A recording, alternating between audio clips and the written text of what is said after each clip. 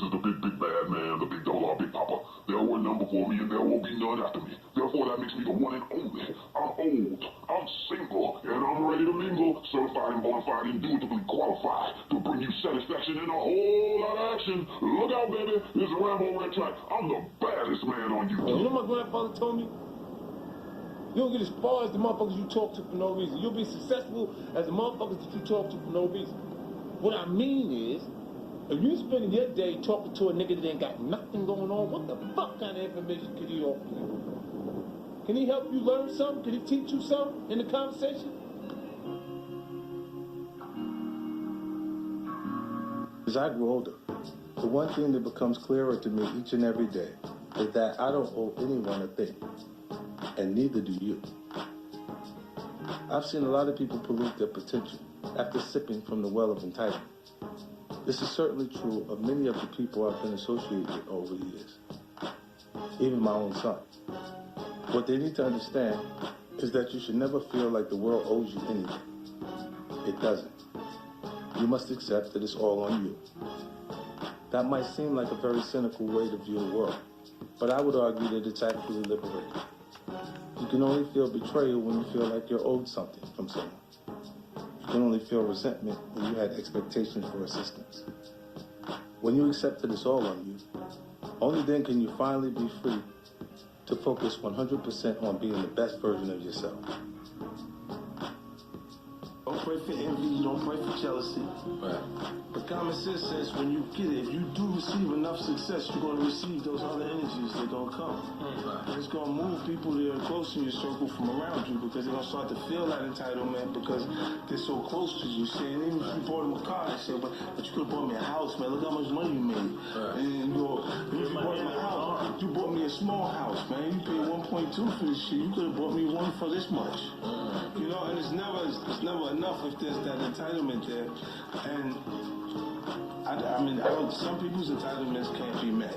Right. Because they feel like they actually created you. If they were around you prior to the success, they look at it like, he wouldn't even be that if this didn't happen. You know what I'm saying? And I'm like, what the fuck are you talking about? You know what I'm saying? Like, it doesn't really... It never translates to the person who's actually working for everything that you see happening. The actual system wasn't prepared for me. You know, I thought I was ready in '97. Right. And I didn't have a major record company marketing to promote my project till 2003. You know, so for that time period, I had to run on my own energy. You know, I had to convince myself that I'm going to make it.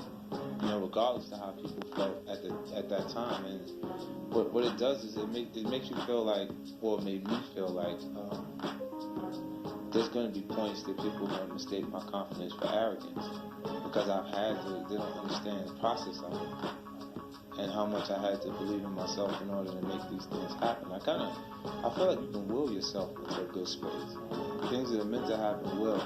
And if you believe in yourself enough, you can help yourself enough. No matter how much you feel like you're prepared for something, it never happens on your time. Like when you think you're ready, like it's supposed to happen. It always happens when it's supposed to happen. Because the period that you feel ready and people are not acknowledging the material the way you feel like they should because it's good, is the time that you actually develop skin thick enough to survive when it does work.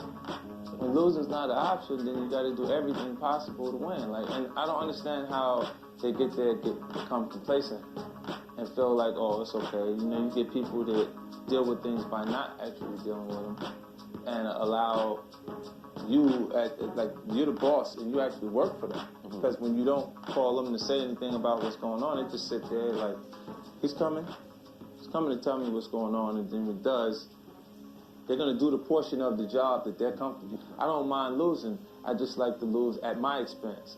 Let it be my fault. If I'm losing based on someone else's decision to do it, I'm furious about it. Yeah. Because I'm like, I could have learned it and made better judgment myself than to just allow that to happen. I got instincts. A lot of people will gauge your level of intelligence by you having an associate's, bachelor's, or a master's degree. But a lot of those people retain information long enough to pass midterms and never use it. Being persistent, right? I think the only thing that separates people is passion, right? And having the ability to focus on something, on to work on it, or allow you to work hard enough to be good enough at it. That's the Kobe Bryant run. You know what I'm saying? He outworked those people. He like, you know, a lot of people in the league perform according to their paycheck. So they're like, I ain't getting that money, let them do it. Kobe was there every day. Yeah. That, just thinking of that, that's one thing when you can actually commit to yourself and what you want for your life when you work that hard at it. You want to feel like you're afraid all the time, or do you start to become the aggressor? And you start saying, you know what? You ain't got to find me because I'm looking for you. Because the guy in the schoolyard doesn't want to fight, always leaves with a black eye. The moment that you show people that you're not willing to fight, they want to fight. I never, ever, I never ran from anything because I didn't have nobody to go to. I've always had that, where I'm going. Home to get me. Ain't nobody there. Right. You know what I'm saying? Like, so I've always been in a situation where I'm forced to deal with it myself.